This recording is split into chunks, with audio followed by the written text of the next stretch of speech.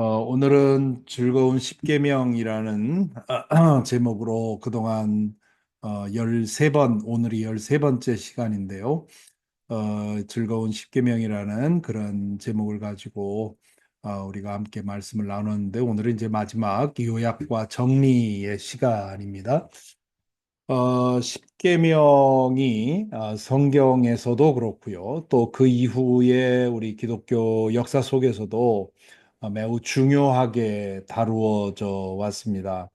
음, 그 성경을 보면 성경 안에서 구약 성경도 그렇고 예수님도 그렇고 바울도 그렇고 십계명의 중요성에 대해서는 어, 그 이의가 없을 정도로 매우 중요합니다. 출애굽기를 보면 우리가 그동안에 본 것처럼 출애굽기 20장에 이 십계명이 나오는데,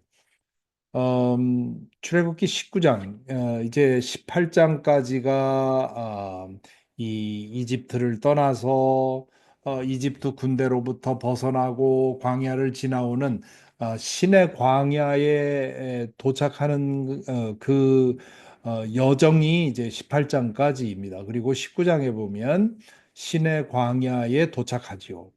그리고 시내산 아래에 이제 캠프를 치는데, 그렇게 해서 이제 시내 광야에서 장막을 치고 그곳에 머물러 있게 되는데, 그때 하나님의 부름을 따라서 모세가 시내산에 올라갑니다. 그리고 시내산에서 하나님으로부터 내가 이제 계시를 줄 테니 백성들로 하여금 준비하도록 해라.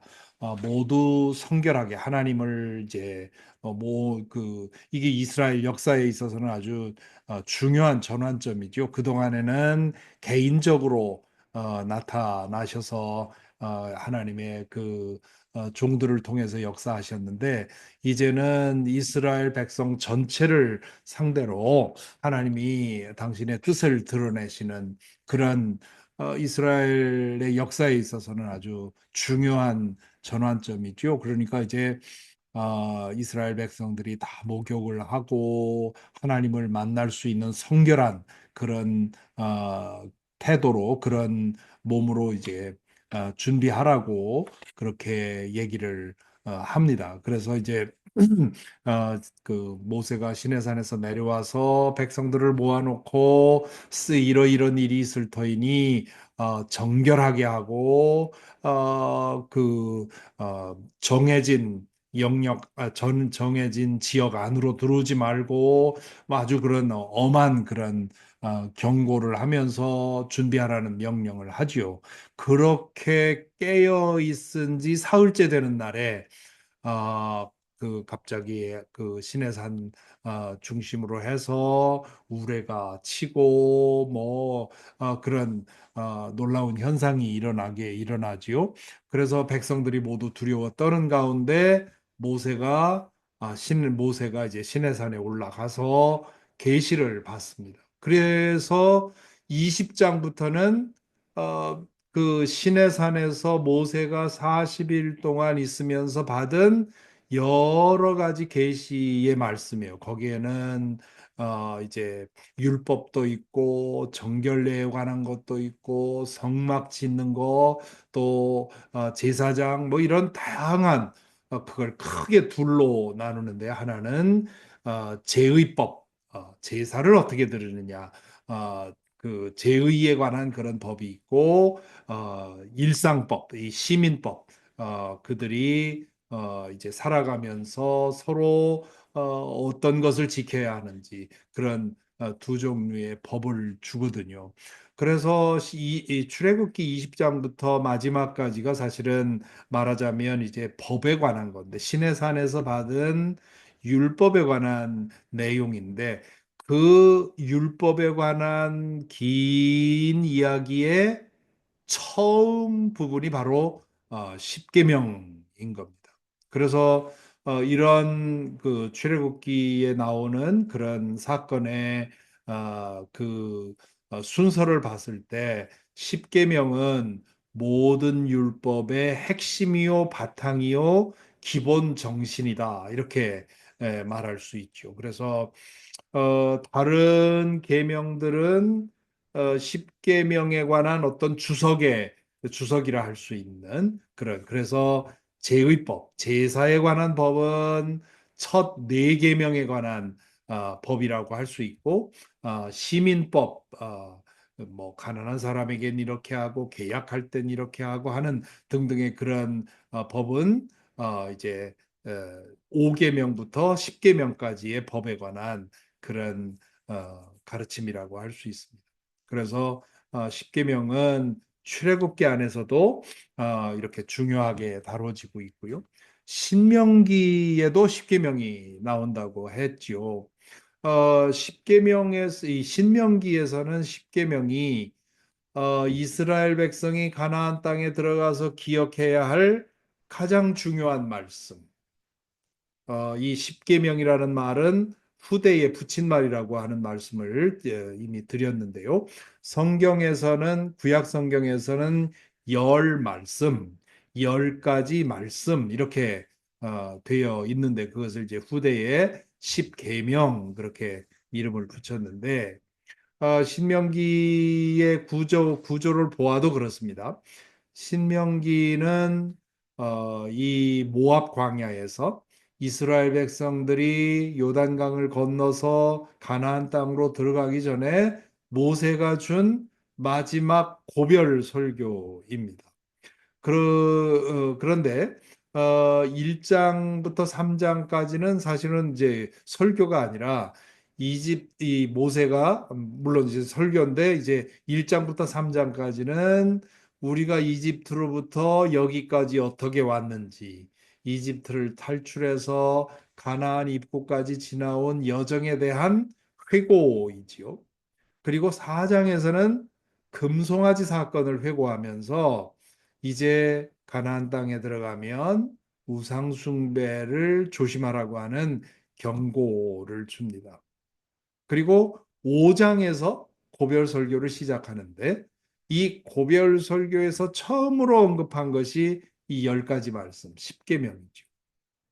그래서 십계명은 가나안 땅에 들어가기 전에 다시금 마음속에 새겨야 할 그런 중요한 말씀이다.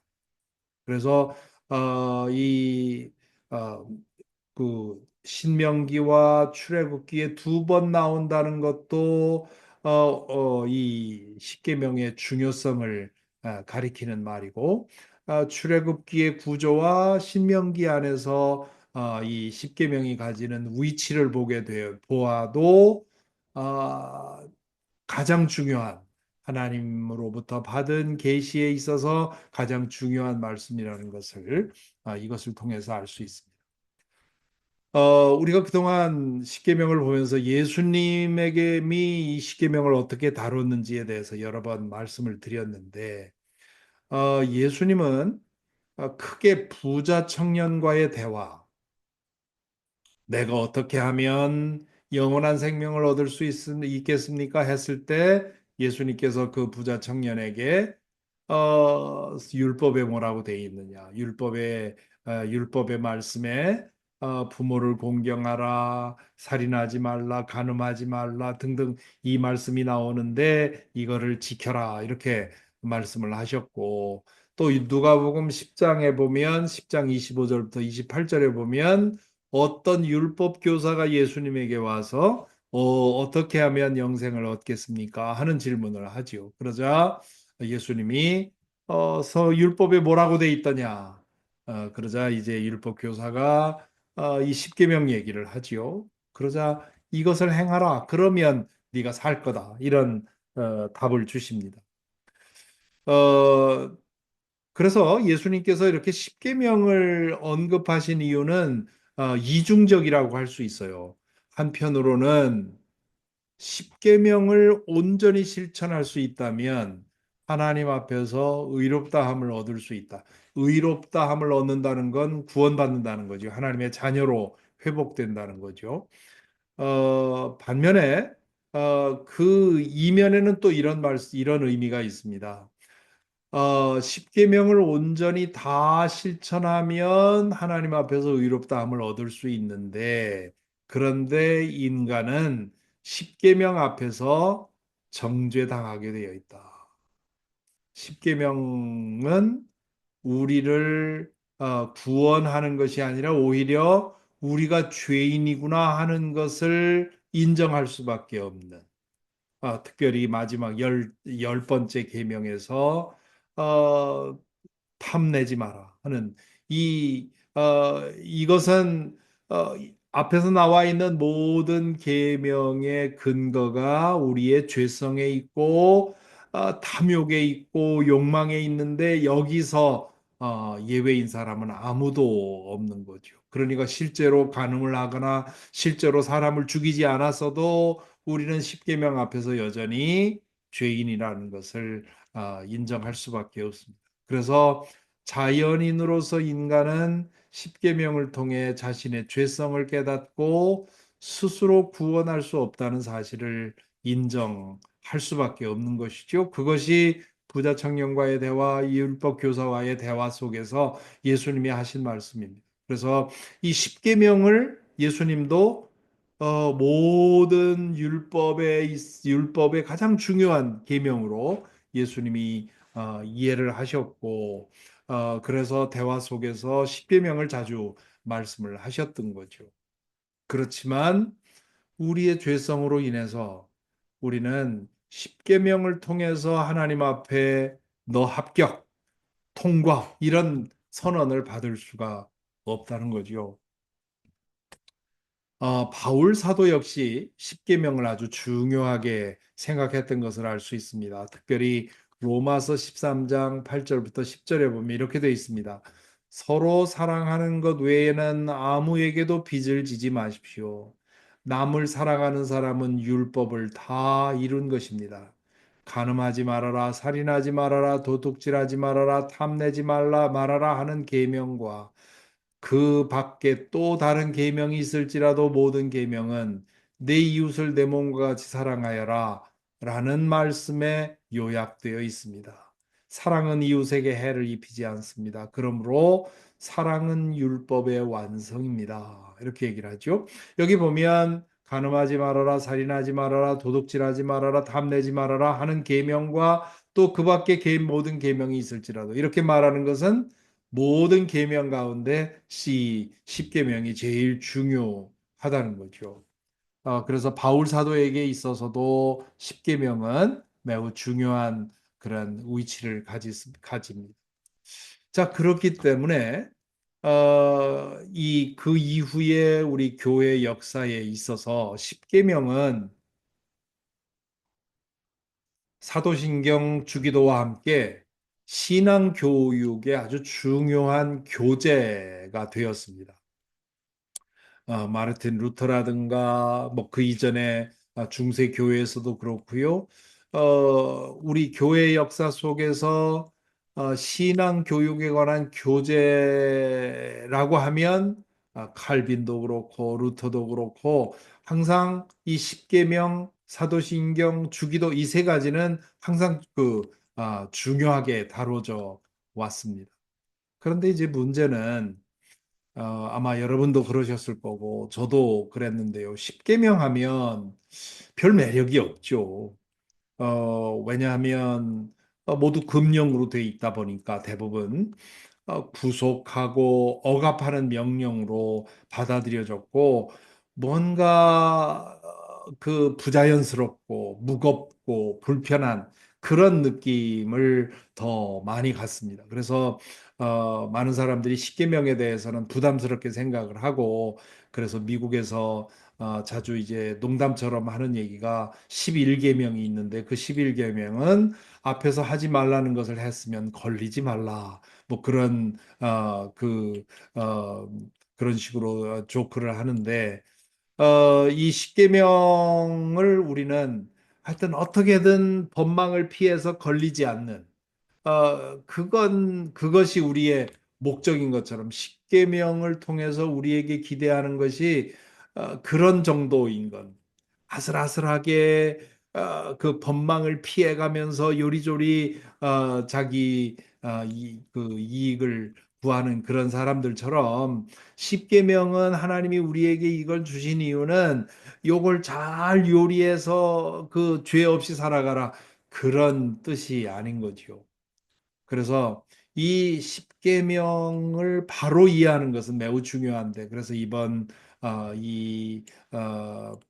기간에 제가 즐거운 십계명이라고 하는 그런 제목을 단 이유는 십계명을 제대로 알게 되면 십계명은 우리를 억압하고 구속하고 못 살게 구는 그런 무거운 것이 아니라 오히려 우리로 하여금 어, 우리의 삶을 바로 즐기게 하는 그런 복된 삶에 대한 안내라 그렇게 볼 수가 있습니다.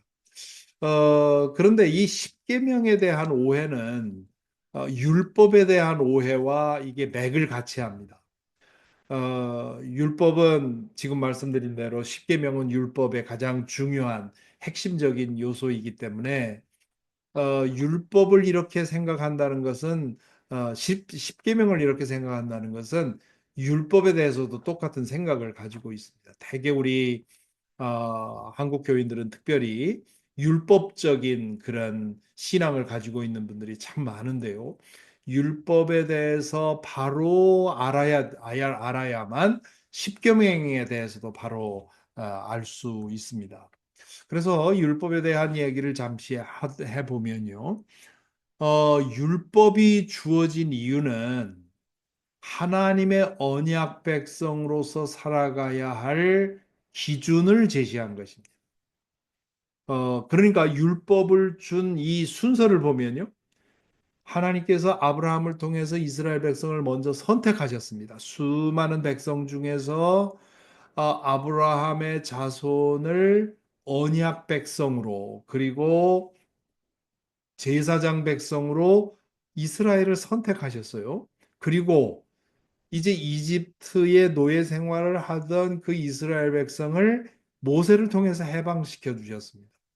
그러니까 이 선택의 은혜, 그리고 구원의 은혜, 해방의 은혜, 이 모든 은혜를 미리 주신 겁니다. 그러고 나서 이 이집트 군대로부터 완전히 벗어났을 때, 신의 광야에서 율법을 선물로 주신 거죠. 그러니까 순서가 율법을 이스라엘 백성들이 잘 지켜서 선택받고 구원받은 것이 아니라 먼저 선택받고 먼저 구원을 받고 율법이 주어진 것. 율법은 선물로 주어진 것. 그래서 율법을 지키는 것은 하나님의 눈에 들기 위해서 하나님의 커트라인을 통과하기 위해서 율법을 무슨 시험 문제로 어, 이거 풀어서 80점 이상이면 패스다 이렇게 주신 것이 아니라 구원의 은혜 속에 머물러 살아가는 이스라엘 백성들에게 그 이미 받은 은혜에 대한 응답으로서 이렇게 살아가라고 하는 그런 요청이었던 거죠.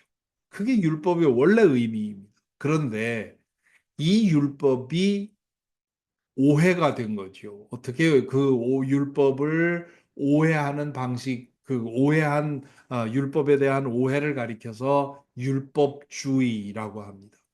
이 주의라는 말이 붙으면 항상 그 굳어져 버린 거기에 그것만 전부인 그런 걸 말하는 거죠. 신비라고 하는 건 참 좋은 거 아닙니까? 그러나 신비주의하게 되면 그러면 그거는 잘못 가고 있는 것이죠. 이 주의라고 하는 것은 언제나 이제 그런 건데 그래서 율법을 오해하고 오용한 결과 지금 앞에 나와 있는 이 순서를 뒤집은 겁니다. 율법에 대한 철저한 순종을 하면 의롭다는 인정을 받고 그렇게 되면 구원된다. 이것이 예수님 당시의 유대교인들의 대부분이 살고 있던 그런 잘못된 믿음이었습니다. 그러니까 먼저 선택이 되고 먼저 구원의 은혜를 받고 나서 그 은혜에 대한 응답으로서 율법을 행해야 되는 건데, 이들은 율법을 행해서 하나님의 커트라인에 들어가야 된다고 하는 그런 생각을 가지고 율법을 보게 된 거죠. 그런데 문제는 뭡니까? 인간의 죄성 때문에, 우리의 연약함 때문에 우리는 이 율법을 다 지킬 수가 없는 겁니다. 어, 그래서 니고데모도 그렇고 바울도 그렇고요. 당시에 예수님에게 찾아왔던 그 율법 교사도 그렇고 그 부자 청년도 그렇고요. 그 사람들이 왜 그렇게 짓눌려 살았느냐 하면 율법을 지켜서 하나님의 커트라인에 이르러야 되는데 자기 자신들이 보아도 자기는 불합격이거든. 율법을 지켜서 의에 이르려고 하면 할수록 자꾸 넘어지고 넘어질수록 영적 패배감이 듭니다. 아마 이것도 여기 지금 같이 하시는 분들은 대부분 오래도록 신앙생활 하신 분들이기 때문에 그 영적 패배감을 자주 느껴보셨을 겁니다. 내가 하나님의 어떤 기준에 들기 위해서 애쓰고 애쓰다 보면 늘 부족하기 때문에 영적 패배감을 가지게 되고, 그러면 나는 하나님의 구원으로부터 멀어지나 보다, 나는 구원받을 수 없는 사람인가 보다, 이런 생각을 하게 되고, 그러다 보니까 오호라 나는 곤고한 사람이로다, 누가 이 사망의 몸에서 나를 구원해내랴, 이런 탄식을 할 수밖에 없는. 그러니까 이 율법주의는 율법에 대한 오해에서 나온 것이라고 하는 걸 알 수가 있습니다. 자, 그렇다면 율법에 대해서 예수님은 어떤 생각을 가지고 계셨는지 예수님의 말씀과 행동을 통해서 알 수가 있는데, 예수님은 율법이 하나님에게서 왔다는 것은 분명히 하셨습니다. 하나님이 주신 말씀인데, 그러나 두 번째, 율법은 인간의 죄성을 전제하고 주어진 것이다. 마가복음 10장 1절부터 12절에 보면 이혼에 관한 논쟁이 나오지요. 이건 이미 이혼에 관한 그 간음에 관한 그런 말씀을 나눌 때 설명을 드렸습니다마는, 바리새파 사람들이 예수님을 시험하려고 어, 무슨 이유로든 아내를 버려도 되겠습니까? 그러자 예수님이 율법에 뭐라고 돼 있느냐? 그랬더니 모세의 율법에는 이혼 증서를 써주고 버려도 된다고 돼 있다. 이제 그렇게 얘기를 하니까 예수님이 거기에 대해서 뭐라고 했느냐 하면 5절에 보면 모세는 너희의 완악한 마음 때문에 이 계명을 너희에게 써준 것이다. 그렇게 대답을 하시죠. 그러니까 여기 완악한 마음이라는 말은 우리의 죄성을 말하는 겁니다. 우리의 타락성. 우리가 연약하기 때문에, 우리가 죄에 물들어 있기 때문에 때로는 이혼이 피할 수 없는 일이 된다는 거예요. 그래서 어쩔 수 없이 이혼할 때는 그래도 아내가 다른 사람을 만나서 재혼할 수 있도록 이혼 증서는 써줘라. 그거 없이 그냥 버리면, 그러면 그 여인은 사람들에게 어비주 당하고 농락당하고 희롱당하고 그렇게 된다. 그러니 최소한의 인권은 보장해라 하는 뜻으로 이제 그렇게 율법을 준 거거든요. 그런데 하나님이 원래 의도한 건 그게 아니라는 거예요. 그러면서 이렇게 말씀을 하셨는데, 바로 여기서 예수님이 두 가지를 말씀하시는 겁니다. 이 율법은 분명히 모세를 통해 하나님께서 주신 것이다. 그러나 이 율법은 하나님의 기대치의 최대치를 말씀하신 게 아니라 인간에게 기대할 수 있는, 인간이 행할 수 있는 기본을 그 최소한을 요구한 것. 그런데 그 최소한도 우리의 연약함 때문에 다 할 수 없는, 자주 범할 수밖에 없는 그런 것이 율법이고 그것이 우리의 죄성이죠.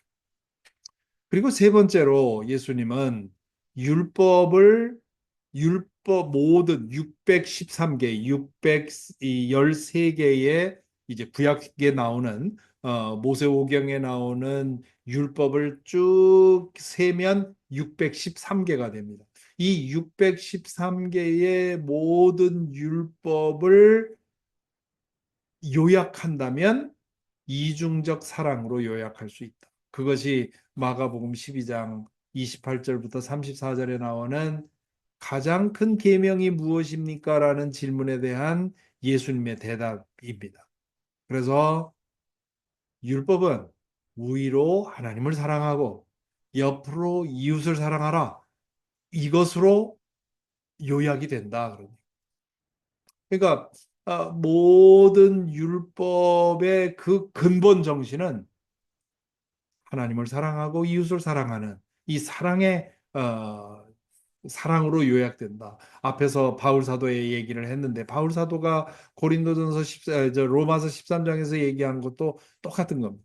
그리고 네 번째로 율법의 정신은 당신의 가르침 안에서 이루어진다고 말씀을 하십니다. 마태복음 5장 17절 나는 율법과 예언을 폐하러 온 것이 아니라 완성하러 왔다. 예수님은 율법의 정신을 완성하시는 분입니다. 그러므로 예수님 안에 거할 때 율법은 우리에게 이루어진다 하는 거죠. 마태복음 5장 20절 너희의 의가 율법학자와 바리새인의 의보다 더 나았지 않으면 하나님 나라 들어갈 수 없다. 그렇게 말씀하시죠. 너희의 의, 이 제자들의 의가 서기관과 바리새인보다 더 나아야 된다. 그 말은 뭡니까? 서기관과 바리새인보다 더 치열하게 율법을 지켜서 그 더 많은 점수를 받으라 그런 뜻이 아니라 예수 그리스도 안에서 우리가 거듭나서 우리의 옛사람이 죽고 새 사람으로 거듭나게 되면 그러면 우리는 이 사랑에 있어서 자라갈 수 있기 때문에 그래서 서기관과 바리새인의 의보다 더 나은 그런 의를 가지게 된다는 뜻입니다. 이 율법에 대한 바울 사도의 입장을 본다면 바울 사도 역시 율법은 하나님에게서 왔다는 사실이 분명합니다. 로마서 7장 12절에 보면 그러므로 율법은 거룩하며 계명도 거룩하고 의롭고 선한 것입니다. 이 거룩하다, 의롭다, 선하다 이 말은 율법은 근본적으로 하나님이 주신 좋은 선물이라는 겁니다. 그런데 두 번째로 그런데 그 율법이 우리를 정죄한다는 겁니다. 왜냐하면 죄성으로 인해서 우리는 율법의 요구를 충족시키지 못합니다. 613개의 율법 가운데 하나도 범하지 않고 살 사람은 없습니다. 바울 사도가 말한 대로 우리가 율법을 다 지켜서 구원받으려면 100점을 맞아야 되는데 613점을 맞아야 되는데 613점 맞을 사람이 아무도 없다는 거죠. 자기도 한번 해봤는데 안 되더라는 거죠. 그 율법을 행함으로 구원받을 사람은 없고 율법은 우리가 죄인인 것을 확인시켜주고 깨닫게 해준다는 거죠. 로마서 8장 2절에 보면 율법을 죄와 죽음의 법이라고 말합니다.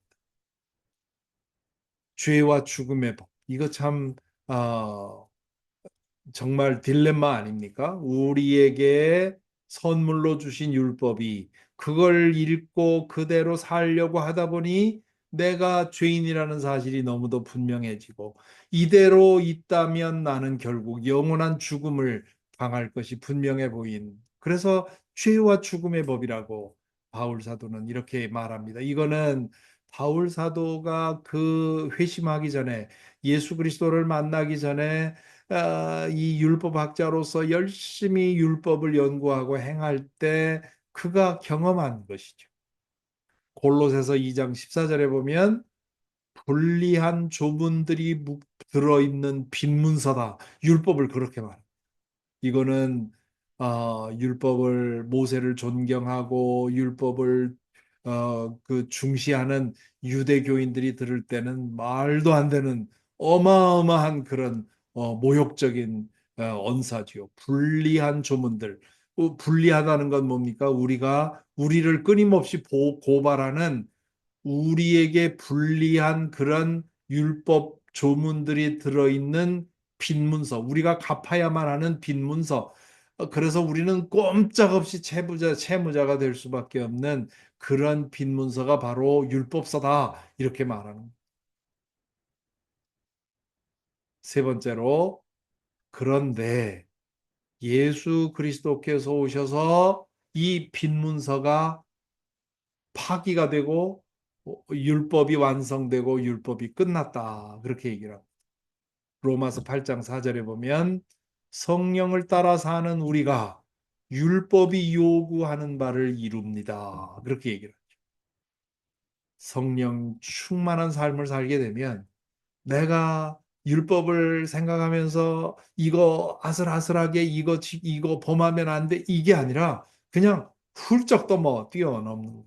이건 뭐 여러분들 그동안 사시면서 많이 경험한 거겠죠. 성령 충만한 삶을 살게 되면 정말 어떤 죄도 어떤 유혹도 상관없을 만큼 그렇게 충만한 그런 거룩함, 내 정수리부터 발끝까지가 다 깨끗해진 것 같은 그런 의로움을 경험하게 되죠. 그러니까 지금 성령을 따라 사는 우리가 율법이 요구하는 바를 이룬다. 우리는 죄인으로 있으면서 뭐 비유하자면 병 걸린 사람이 그 병 걸린 상태에서 아무리 제대로 살려고 해봐야 힘만 들고 지치기만 하는 것처럼 중요한 것은 우리가 무슨 일을 하느냐가 아니라 우리가 건강해지는 거죠. 그 성령을 따라서 한다는 것은 죄성을 극복하고 우리가 새로워지는 것을 말하고요. 로마서 10장 4절에 보면 그리스도는 율법의 끝마침이 되셔서 모든 믿는 사람에게 의가 되어 주셨습니다. 그리스도는 율법의 끝마침이 되셔서 모든 믿는 사람에게 의가 되어 주셨습니다. 이제는 더 이상 율법의 자구 하나하나를 읽고 그것을 이루려고 할 필요가 없다는 거죠. 우리가 예수 그리스도 안에 있으면 우리가 의로워지기 때문에, 의롭게 변화되기 때문에, 그러면 우리가 생각하고 말하고 행동하는 것이 저절로 율법의 조문을 만족시키는. 그래서 예수 그리스도 안에서 성령을 따라 살아가는 사람은 율법의 요구를 충족시키는 삶을 살게 되는 거죠. 그래서 이렇게 보면 어, 이 율법 10계명, 음, 10계명을 포함한 이 율법에 대한 바른 이해는 이렇게 정리할 수 있습니다. 율법 10계명까지 이제 포함해서 율법이라고 하는 것은 구원받은 혹은 의롭다함을 받은 의롭다함을 얻는다는 말은 하나님 앞에 나는 너의 죄를 묻지 않겠다 하고 우리를 당신의 자녀로 받아들이는 것을 의롭다함을 얻는 것이라고 말합니다. 이 의롭다함을 얻는 것, 구원을 받는 것, 그 구원에 대한 그 구원을 얻는 방법으로서 율법이 주어진 것이 아니라 하나님이 당신의 백성에 대한 기대를 전한 것. 이렇게 살기를 바란다. 나는 너희가 나의 백성들이니 이 정도의 기준을 가지고 살기를 바란다. 하고 주신 것이죠. 그러므로 우리는 하나님에게서 이미 받은 은혜를 기억하고 그 율법에 담긴 정신을 따라서 살아가도록 힘써야 합니다. 그렇기 때문에 이것은 억지스러운, 부담스러운 의무가 아니라 다들 떨면서 그 행위 어떻게든 함정에 빠지지 않으려고 이 법망에 걸리지 않으려고 사는 그런 게 아니라 기쁨으로 행하는 응답이 돼야 돼. 그러니까 이 율법과 십계명이 구원을 위한 그런 길이라고 하면 우리는 바들바들 떨 수밖에 없지요. 왜냐하면 하나라도 넘어지면 우리는 끝나는 거니까, 실패하는 거니까. 그런데 이 율법과 십계명이 하나님이 이미 주신 구원의 은혜에 대한 응답이라면 우리는 기쁘게 이걸 행할 수 있습니다. 왜냐하면 우리가 어떤 율법에 어떤 계명에 실패했다고 해서 그것으로 우리의 구원이 취소되는 것이 아니라 우리는 하나님의 은혜 안에 여전히 머물러 있는 것이고 그런 우여곡절을 통해서 자라가야 되는 거기 때문입니다. 그래서 이 율법과 십계명은 우리의 죄성, 인간의 죄성 때문에 하나님의 기대치에 최소한을 규정하는 겁니다. 그래서 자주 부정적인 표현으로 나오지요. 하지 말라. 어, 하라 하게 되면 이건 한없지요. 하라 뭐 사랑하라 하는 것을 우리가 하자고 보면 도대체 어디까지 해야 사랑하라는 명령을 이루는 겁니까? 그러나 살인하지 말라 하는 것은 최소한을 규정했기 때문에 다른 사람의 목숨을 해치지만 않으면 그 율법을 범하지 않았다고 말할 수 있는 거죠. 그러니까 우리 이 인간 사회를 유지하기 위한 최소한의 기대치를 율법과 십계명은 우리에게 전한 것이다. 어, 죄성을 극복하지 못한 사람은 율법적인 수준에서 만족할 수밖에 없습니다. 그 이상을 노력할 수가 없는 거죠. 그러나 예수 그리스도를 믿어서 거듭난 사람은 죄성을 극복해서 하나님의 기대치에 최대한을 향해 나가는 겁니다. 어,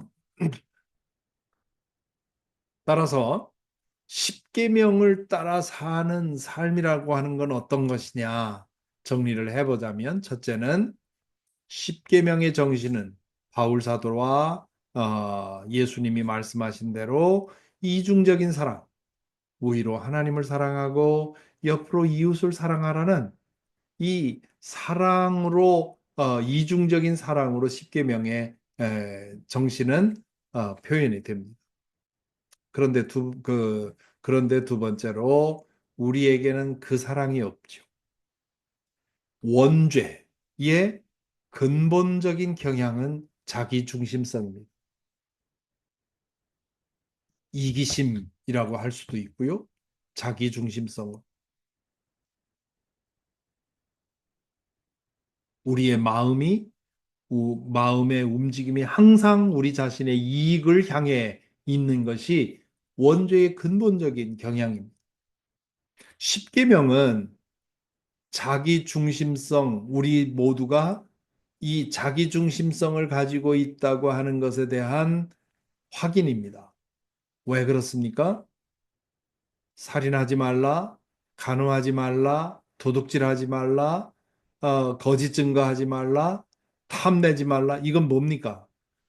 우리의 죄성 때문에 우리는 남의 것을 탐내고 해치고 남의 것을 가지려고 하고 이게 우리 모두에게 있다는 거죠. 그러니까 이 십계명의 우선적인 역할은 우리가 죄인이라는 것을 깨닫게 해주는 겁니다. 그 죄성을 인정하고 자기 중심성을 극복해서 하나님 중심으로 이웃 중심으로 살아가도록 바뀌는 것이 하나님의 뜻입니다. 그것이 원래 하나님이 인류를 창조하셨을 때, 온 세상을 지으시고 아담과 하와를 지으셨을 때 그것이 원래 우리 인간의 타락 이전의 모습이었습니다. 우리의 마음은 하나님을 향하고 이웃을 향하고 다른 생명을 향하게 되어 있었습니다. 그렇게 되기 때문에 모두가 다 행복한 세상이 되는 거죠. 그런데 죄를 짓고 그 죄로 인해서 우리가 자기 중심적으로 변하다 보니까 만인의 싸움이 일어난 거 아닙니까? 그리고 이 세상의 모든 생명이 우리 인간으로 인해서 고통당하는 이런 상황에 와 있는 거죠. 그러므로 그러한 상태에서 하나님께서 원하시는 것은 우리의 죄성이 극복될 때까지 여기까지는 넘지 마라. 이 선까지는 넘지 마라. 너희들의 욕망 인정해 주겠다. 너희들의 경쟁심 인정해 주겠다. 부자 되고 싶은 마음 인정해 주겠다. 누리고 싶은 마음 인정해 주겠다. 그러나 여기까지 넘지 마라. 하고 선을 그어준 것이 그것이 율법인 거죠. 그러므로 우리에게는 그런 사랑이 없습니다. 그럴 능력이 없죠. 그런데 그 사랑이 예수 그리스도를 통해서 왔다는 것이 복음인 겁니다. 십자가는 하나님의 사랑을 우리에게 보여주고 경험시켜 줍니다. 그래서 우리가 늘 십자가를 바라보고 살아가는 이유는, 살아가는 그 결과는 우리의 병든 사랑의 능력이 하나님의 사랑으로 치유되는 겁니다. 어떤 사람은 한 번에 정말 놀라운 그런 사랑의 사람으로 변하는 경우도 있지만, 더 많은 경우에는 그 예수 그리스도 안에 살아가면서 넘어지고 일어나기를 반복하면서 점점 그 사랑의 능력이 커가는 거죠. 예수 그리스도 안에서 거듭나기 전에는 우리가 그 사랑 안에서 커갈 수 있는 범위가 제한되어 있었습니다. 그러나 성령께서 우리 안에서 역사하시고 우리를 변화시키는 이 변화는 우리가 이 사랑 안에서 무한히 제한 없이 자라갈 수 있는 그런 은혜를 입는 것이죠. 그리고 하나님의 사랑을 경험하고 그분에 대한 사랑이 회복될 때 이웃에 대한 사랑도 회복이 되는 것이죠. 그래서 십계명을 따라 산다는 것은 결국은 예수 그리스도의 십자가를 통해서 하나님의 사랑을 경험하고 그 하나님의 사랑으로 사랑하는, 그것이 십계명을 따라 사는 삶이다. 이렇게 산다면 우리가 십계명에 나와 있는 하나하나 신경 쓰지 않아도, 그거 다 외우지 않아도, 이렇게 예수 그리스도 안에서 거듭난 사람으로서 성령 충만한 삶을 매일매일 힘쓰다 보면 십계명 줄줄줄 외우지 않아도 그 모든 것이 우리 가운데서 이루어질 수 있다. 그러나 그렇다고 해서 십계명을 무시하라는 말이 아니라, 그런 마음으로 십계명을 읽게 되면 십계명이 우리에게 즐거운 그런 말씀이 되고 또한 해방하는 말씀이 된다 하는 뜻이죠. 그리고 네 번째로, 이 사랑은 우리의 삶을 십자가형의 삶으로 인도합니다. 사랑이라는 말은 추상명사이지요. 그러니까 내가 당신을 사랑합니다. 말은 쉽지요. 말은 쉬운데 그 사랑이 뭐냐 말이죠. 사랑한다는 말로 퉁칠 수 없고, 사랑이라고 하는 것은 실질적인 삶인데, 사랑이 뭘까? 사랑은 자기 중심성을 극복하고 이웃을 향하는 것이고요. 그 이웃을 향한 사랑의 구체적인 표현은 이웃을 위한 낮아짐, 섬김, 헌신, 희생입니다. 그것이 십자가의 길이죠. 나를 따르려는 사람은 자기 십자가를 지고 나를 따르라. 그렇게 말씀을 하셨는데, 그 자기 십자가를 지고 나를 따르라는 말은 결국 예수님처럼 우리 자신을 낮추고 비우고 그래서 이웃을 섬기고 희생하고 헌신하는 것. 이것이 사랑이지요.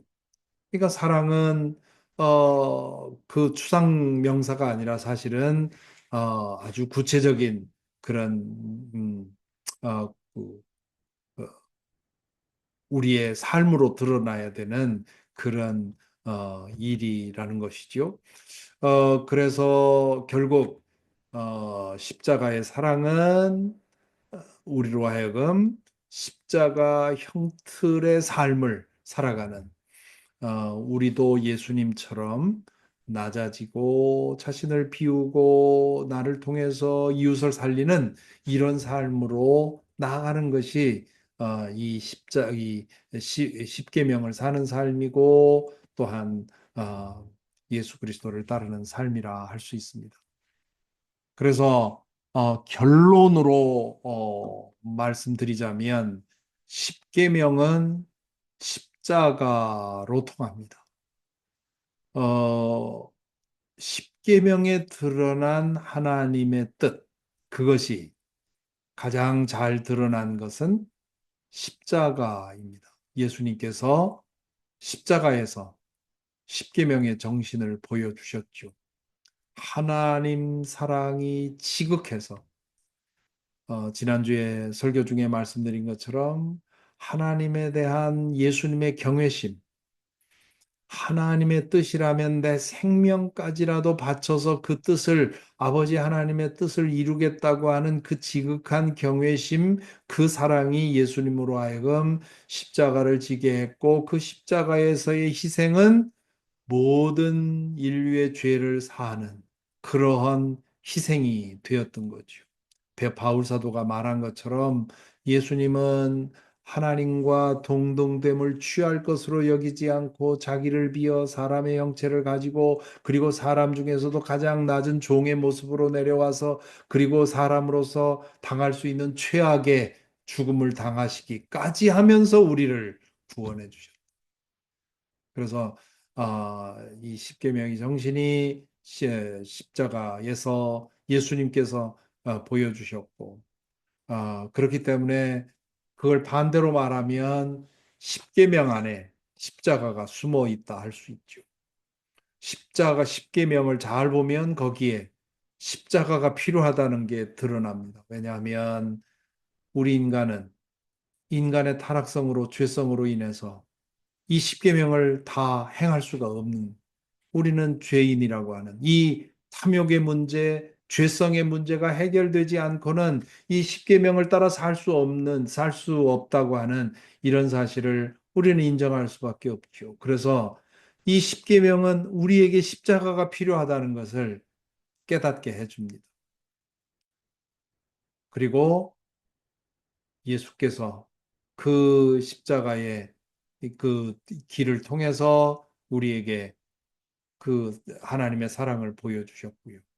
그리고 우리는 그 십자가를 통해서 하나님의 사랑을 경험하고 그리고 우리의 삶 속에서 또 이 십자가를 드러내는 그렇기 때문에 이 십계명은 십자가를 통해서 완성이 되고 또한 우리로 하여금 십자가와 같은 십자가 형틀의 삶을 살게 해주는 십자가 형틀의 삶으로 우리가 나가게 해주는 그런 방향타와 같다. 그렇게 말할 수 있습니다.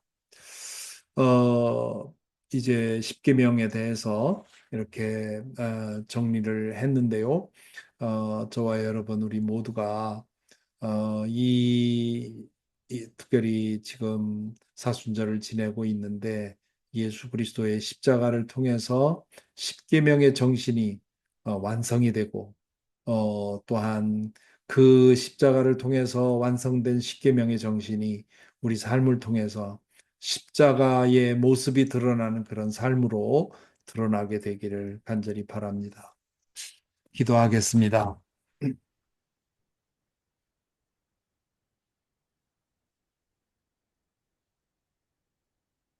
이 시간 잠시 오늘 말씀을 기억하면서 묵상하십시다. 음, 십계명 공부를 통해서 하나님이 우리에게 기대하시는 것이 무엇인지, 그리고 또한 그 말씀을 통해서 우리가 어떤 존재인지, 우리 안에 있는 죄성이 얼마나 큰지를 다시 한번 깨닫게 됐었습니다. 음, 십자가가 없이는 우리는 구제불능의 존재들이라는 사실을 인정하고, 십자가를 통해 우리가 거듭나서 성령의 사람으로 변화되는 것만이 우리에게 참된 희망이라고 하는 것, 우리 이 시간 다시 한번 기억합니다. 그래서 먼저 우리 기도할 때 우리로 하여금 복음을 듣게 하시고, 예수 그리스도의 십자가의 옛사람을 못 박게 하시고, 그리스도와 함께 새로운 존재로 부활하게 하셔서 거듭나게 하시고 성령의 사람으로 살아올 수 있도록 인도해 주신 것 먼저 감사하며, 더욱 성령 충만하여 살아갈 수 있도록 우리 자신의 믿음을 위해서 이 시간 잠시 기도하겠습니다.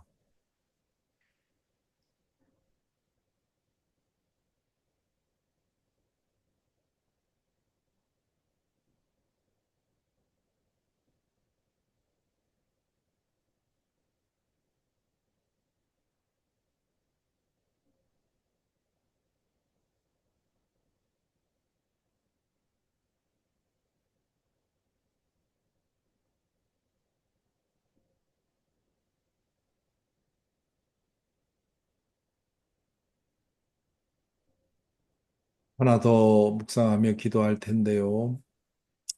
우리의 삶 속에 십자가가 얼마나 드러나고 있나요? 음, 이 하나님의 그 사랑, 십자가에서 드러난 사랑은 우리에게 그냥 맛보라고만 주어진 것이 아니라 우리 또한 예수님처럼 그렇게 살라고, 자기 중심성을 극복하고 이웃을 위해, 하나님 나라를 위해서 나를 낮추고 비우고 희생하고 섬기라고, 그렇게 해서 우리 삶 속에 십자가가 드러나게 하라고 하는 그런 뜻입니다. 우리에게 주의 사랑이 넘치는 것만큼, 성령이 충만한 것만큼 우리의 삶 또한 깨어지고 나누어져서 이웃을 살리는 그런 구체적인 사랑의 행위로 이어질 수 있도록 우리 이 시간 잠시 한 번 더 기도하겠습니다.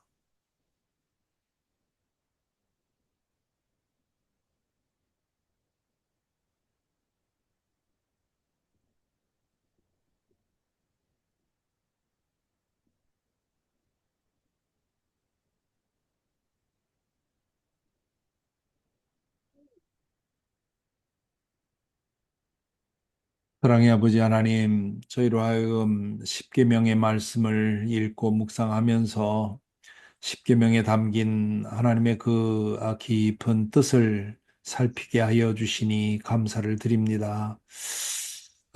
그 십계명의 모든 말씀이 십자가에서 드러나고 완성되고 우리에게 경험될 수 있도록 예수 그리스도를 통해 그 일을 이루어 주신 것 또한 감사를 드립니다. 저희로 하여금 복음을 듣게 하시고 믿게 하시고, 그리하여 예수 그리스도 안에서 거듭나게 하시고 성령 충만한 삶을 살아갈 수 있도록 은혜 주신 것 감사를 드립니다.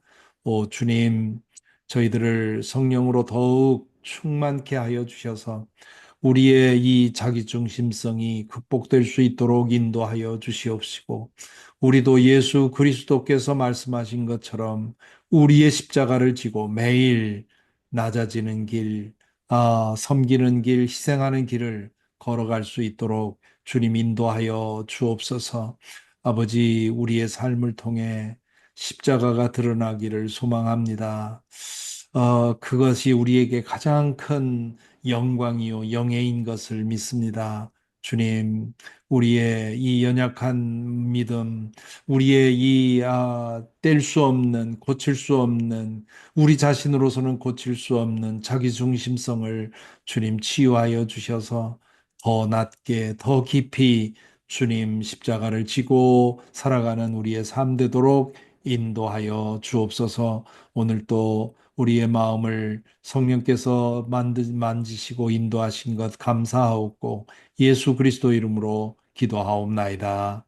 아멘. 아멘.